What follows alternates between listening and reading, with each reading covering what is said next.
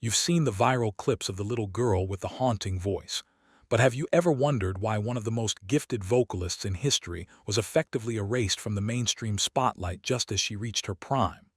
For years, the music industry has operated on a strike while the iron is hot mentality. Yet with Angelina Jordan, the fire was allowed to simmer in total silence. We're digging into the timeline of a disappearance that doesn't make sense on paper. In 2020, following a legendary run on America's Got Talent, the champions, the world was at her feet. Superstars like Heidi Klum and Simon Cowell weren't just fans. They were witnesses to what many called a once-in-a-century talent. Shortly after the announcement came, she had signed a massive deal with Republic Records, the heavyweight champion of labels. This was supposed to be the launchpad for a global takeover, the kind of career trajectory seen with icons like Taylor Swift. But then the unthinkable happened. The massive PR machines went quiet. The high-budget music videos never materialized. Instead of a debut album that would define a generation, fans were fed a sporadic diet of covers and acoustic sessions. Industry insiders began to whisper about a silent shelving, a practice where labels sign a threat to their existing stars just to keep them from competing. Was Angelina's voice too powerful for the current pop landscape, or was there something much darker happening behind those closed studio doors? As we peel back the layers of her 2020 to 2024 lost years, a pattern of creative suppression begins to emerge. It wasn't just a hiatus, it was a battle for her identity. And just when people started to count her out, 2026 brought a revelation that changed everything. What happens when a soul from another era is forced into a modern corporate mold that just doesn't fit? To understand Angelina's struggle, you have to understand the reality of the major label curse. When Republic Records signed her, the expectation was a jazz soul revolution. However, rumors began to surface from within the label's camp that executives were trying to TikTokify her sound. They allegedly wanted catchy hooks and 3-minute synthpop tracks, while Angelina remained steadfast in her commitment to the raw, emotional storytelling of the great American songbook. This created a massive internal rift. Sources close to the production team claimed that hundreds of original songs were recorded and subsequently vaulted, locked away in digital purgatory because they weren't deemed commercially viable by the suits in Manhattan. Imagine having a masterpiece ready for the world, only to be told it doesn't meet the algorithm's requirements.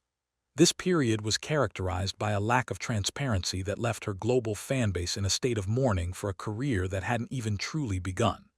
We've seen this story before with artists like Joe or Kesha, where legal contracts become golden handcuffs, preventing the artist from releasing music while also forbidding them from leaving. It's a specialized form of industry torture that breaks most performers. But Angelina wasn't most performers. While the public saw a quiet young woman behind the scenes, a legal and creative war was being waged. She was refusing to compromise her integrity, even if it meant her career stayed in limbo for years. The tension reached a boiling point in late 2024, leading to a split that shocked the industry and set the stage for the most daring comeback in modern music history. While the world focused on her music, a shadowy legal battle in her home country of Norway was threatening to bankrupt her future before it even started. Most fans are unaware of the intense pressure Angelina faced from European networks while she was trying to build her brand in America. Reports surfaced regarding a heavy-handed conflict with NRK, the Norwegian broadcasting giant. After Angelina's team decided to withdraw her from the Melodi Grand Prix, Norway's gateway to Eurovision, the network didn't take it lightly. Allegations of a major contractual violation led to a demand for over 130,000 NOK in damages. This wasn't just about the money, it was about the optics. It was a clear message from the old guard of the industry.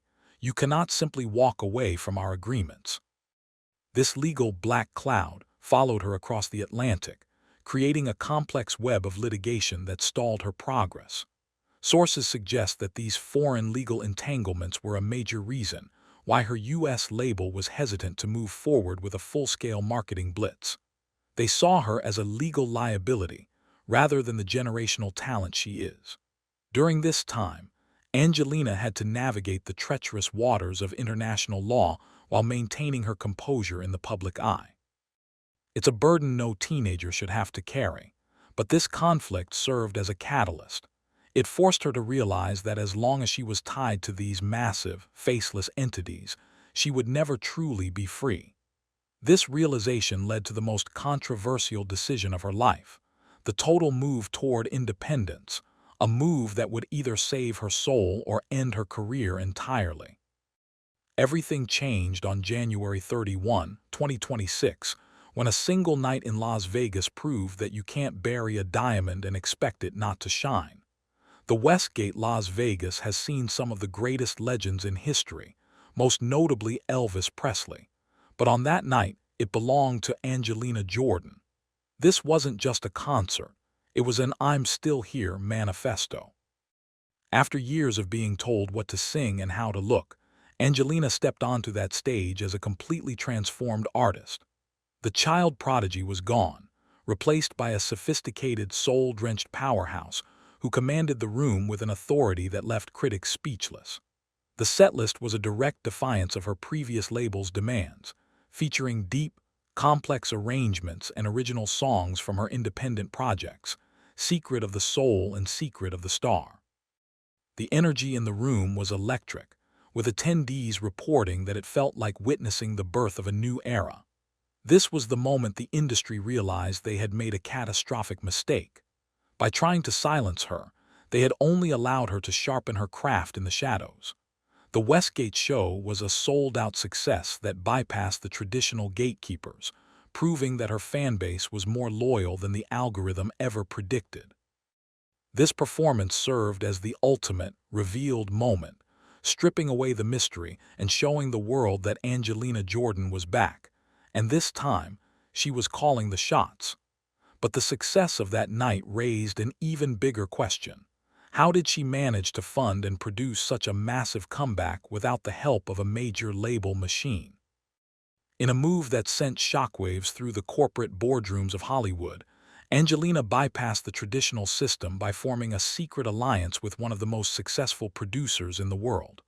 Toby Gad, the man behind hits like All of Me and If I Were a Boy, saw what the labels couldn't or wouldn't. He recognized that Angelina didn't need a rebrand, she needed a release. Together, they began working in a state of total creative freedom, far away from the creative-by-committee approach of the big labels. This partnership resulted in the 2025 and 2026 album drops that finally gave fans the real Angelina. These projects were released through her own channels, ensuring that she retained 100% ownership of her masters and her creative direction. This is practically unheard of for an artist of her caliber. The success of Secret of the Soul proved that the independent revolution wasn't just a trend, it was a viable path for the elite. By cutting out the middlemen, Angelina was able to connect directly with her angels, her dedicated global fanbase, who had been waiting in the wings for years. This direct-to-consumer model allowed her to bypass the radio play she was previously denied, using social media and word of mouth to reach millions. The numbers don't lie. Her independent releases began outperforming the tracks she had released under the major label system. It was a shocking slap in the face to the executives who claimed she wasn't marketable. She had effectively exposed the flaw in the modern music industry. They prioritize data over talent, but talent always wins the long game.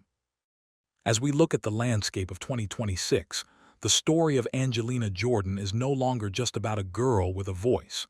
It's a cautionary tale for the industry and an inspiration for every artist who has ever felt unseen. She has emerged from the fire of legal battles, corporate suppression, and public speculation as a beacon of artistic sovereignty. The voice that shocked America didn't just return, it evolved into a symbol of resistance. Looking back at the lost years, it's clear that the hiatus wasn't a sign of failure, but a period of intense fortification. She spent that time learning the business, protecting her mental health, and ensuring that when she did return, it would be on her own terms. Today, her influence can be seen in a new wave of independent artists who are refusing to sign predatory contracts, citing her journey as their blueprint. The question remains, what would have happened if she had stayed under the thumb of the major labels? Would she have been offed by the industry, her career ending in a burnout that so many young stars face? Or was this struggle necessary to create the legendary figure we see on stage today? One thing is certain, Angelina Jordan is no longer a viral sensation. She is a permanent fixture in the history of music, a survivor who proved that even in the darkest corners of the industry, the truth eventually comes to light.